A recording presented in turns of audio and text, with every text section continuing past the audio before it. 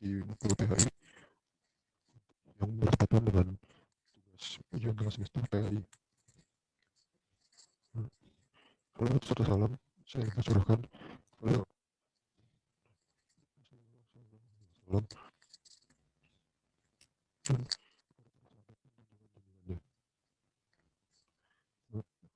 yang saya akan jelaskan kali ini yaitu merupakan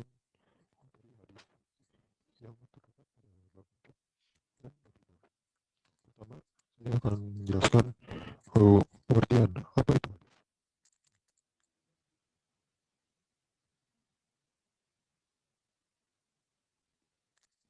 kita hadis secara etimologi. Menurut ulama, kata hadis yang berarti baru ini sebagai lawan dari kodim atau yang terdahulu. Kata hadis secara terminologi yaitu suatu perkataan, perbuatan, dan pengakuan, persetujuan atau ketetapan yang disampaikan. Nah, hadis tahu. Kemudian sunnah jalan. Jalan artinya merupakan jalan yang ditempuh Rasulullah SAW dengan agama Islam. Dan kemudian kabar, kabar adalah berita, yaitu merupakan pengertian dari hadis terutama dari sunnah dan kabar. Nah, hadis ini dibagi dari berbagai jenis dan tingkatan. Yang pertama ada hadis sahih. Perawi yang berkualitas dan tidak lemah hafalannya. Di dalam sanad matanya tidak ada syaz dan ilat. Mahmud dalam Tafsir Talahil hadis adalah yang artinya setiap hadis yang dirangkai rangkaian sanad bersambung diriwayatkan oleh perawi yang adil dan lebih dari awal sampai akhir sanad dan tidak terdapat di dalam syaz dan ilat. Hadis hasan ini hampir sama dengan hadis sahih, yaitu hadis yang rangkaian sanadnya bersambung diriwayatkan oleh perawi yang adil dan lebih dan tidak terdapat syaz dan ilat. Namun perbedaannya adalah kualitas hafalan perawi hadis hasan. Kemudian ada hadis doif. Hadis doif ialah hadis yang tidak memenuhi persyaratan hadis sahih dan hadis hasan. Dari definisinya dapat kita pahami bahwa hadis sahih adalah hadis yang kualitasnya lebih tinggi dari hadis doif ini. Kemudian di bawahnya ada hadis hasan, dan terakhir di bawahnya lagi ada hadis doif ini. Dan para ulama pun sepakat bahwa hadis sahih dan hadis hasan dapat dijadikan sebagai sumber hukum. Sementara hadis doif itu hadis yang lemah dan tak bisa dijadikan sumber hukum. Namun dalam beberapa kasus menurut ulama hadis doif boleh diamalkan selama tidak terlalu lemah.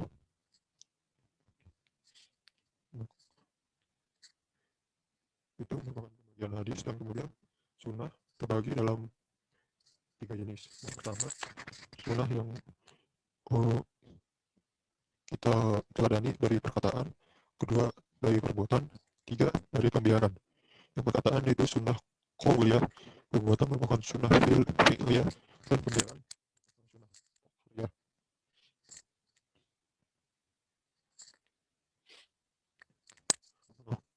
Saya menjelaskan hubungan hadis dengan Al-Quran.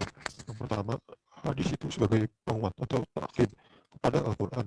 Hadis sebagai penjelas, kemudian hadis itu sebagai penjelas terhadap Al-Quran, dan terakhir hadis sebagai musyri atau dan pembuat hukum syariah.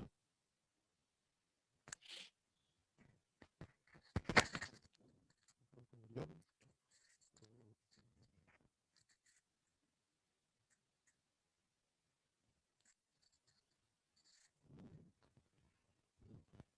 saya akan menjelaskan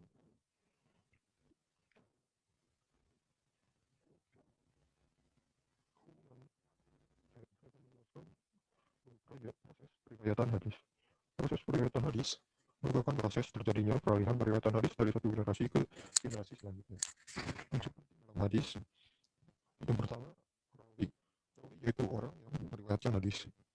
Kemudian sanad, yaitu sandaran hadis yang berupa rangkaian para periwayat hadis atau rawi. Kemudian matan, yaitu isi dari hadis itu sendiri. Mudawin, yaitu orang yang mencatat. Yang terakhir ada mudawin, yaitu orang yang mencatat atau membukukan hadis. Kemudian ilmu hadis. Al-Quran memiliki kepastian dan kebenaran pasti atau qat'i ya hadis karena pencatatan dan pembukaannya jauh setelah Rasulullah SAW wafat, maka keakuratannya dapat didasarkan pada penelaahan dengan metode ilmiah khas Islam. Ya, metodenya ada dua dalam ilmu hadis, yaitu ilmu hadis riwayah dan ilmu hadis dirayah. Apa itu ilmu hadis riwayah dan dirayah? Pertama, ilmu hadis riwayah yaitu merupakan ilmu hadis yang berkenaan dengan pemindahan hadis atau naqlul hadis. Pemahaman metode penelaan hadis atau thariqul isnad, pemeriksaan lafaz dalam isnad dan matan atau abdul lafaz, memeriksakan nama yang meriwayatkan atau tahqiq ruwaat, dan memeriksakan hal-hal yang berkaitan dengan pengambilan hadis secara benar, tepat, baik dalam sanad maupun matan. Kemudian apa itu ilmu hadis dirayah? Itu merupakan ilmu hadis yang melakukan penjaringan atau tamhish, memilih hadis atau tamyiz, melakukan kritik terhadap hadis atau naqd, dan mengkaji aspek-aspek yang menentukan sahih tidaknya suatu hadis atas dasar sanadnya atau bab, serta memahami secara ilmiah kandungan yang terdapat dalam matan hadis atau faham.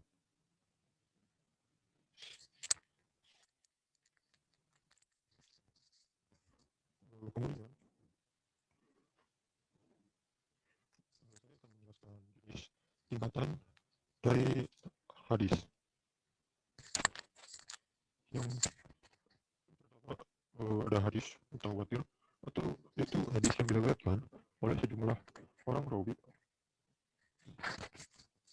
bernilai qat'i atau pastian yang berasal dari Nabi. Kemudian hadis ahad yang diriwayatkan oleh satu persatu bernilai zanni atau kemungkinan. Pembagian hadis ahad dibagi menjadi 3 bagian. Yang pertama yaitu hadis masyhur atau hadis yang diriwayatkan oleh 3 orang atau lebih tapi tidak mencapai derajat mutawatir. Kemudian yang kedua ada hadis aziz, yaitu merupakan hadis yang salah satu tobakoh sanadnya terdapat 2 orang rawi, biasanya berpadu dengan hadis masyhur. Dan kemudian ada hadis gharib, hadis yang dalam sanadnya terdapat seorang yang menyendiri dalam periwayatan hadis tersebut. Kemudian ada tingkatan kualitas dari hadis.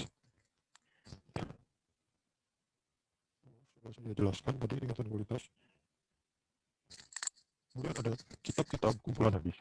Yang pertama ada kitab Sahih Bukhari, maaf.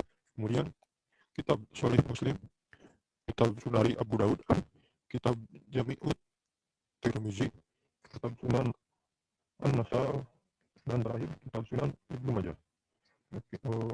Riwayat hadis tersebut kita dengar dalam hadis-hadis yang kita lihat ya. Kemudian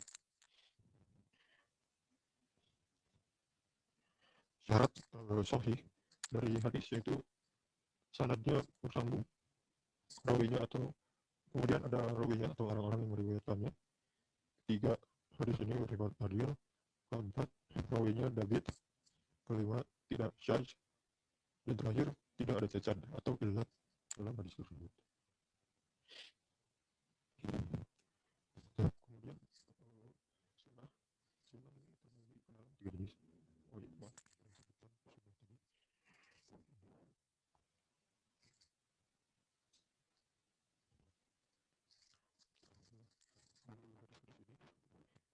Saya sebutkan tadi jenis, tingkatan, syaratnya, dan lain sebagainya harus kita pedomani karena di situ merupakan syariat Islam setelah Al-Quran.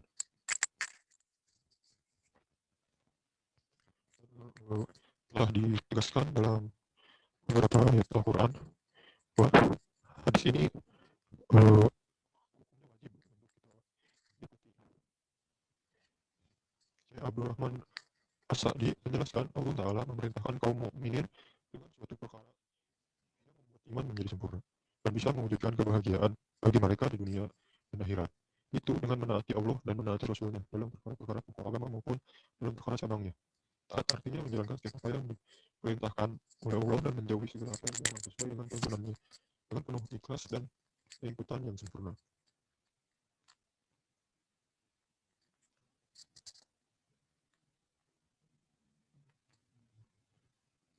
Ya, berdasarkan ya kemudian dapat kita simpulkan, maka barang siapa yang tidak mau taat pada dalil ataupun hadis-hadis ini, seorang hamba itu seolah ia tak beriman bahwasanya Nabi Muhammad SAW adalah utusan Allah, dan seolah ia tidak mengimani bahwa apa yang dibawa oleh Nabi Muhammad SAW merupakan petunjuk dari Allah Ta'ala. Maka wajib bagi setiap hamba untuk taat dan patuh pada sunnah dan hadis-hadis Rasulullah SAW yang sahih. Syekhul Islam Ibnu Taimiyah berkata, sunnah ini jika sahih maka semua kaum muslimin bersepakat bahwa wajib untuk mengikutinya. Dan kemudian seorang hamba yang enggan untuk taat kepada sabda Rasul terancam untuk ditimpa fitnah atau keburukan dan azab yang pedih.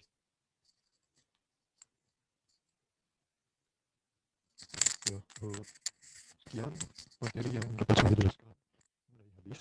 Semoga hidup kita dilimpahi keberkahan dalam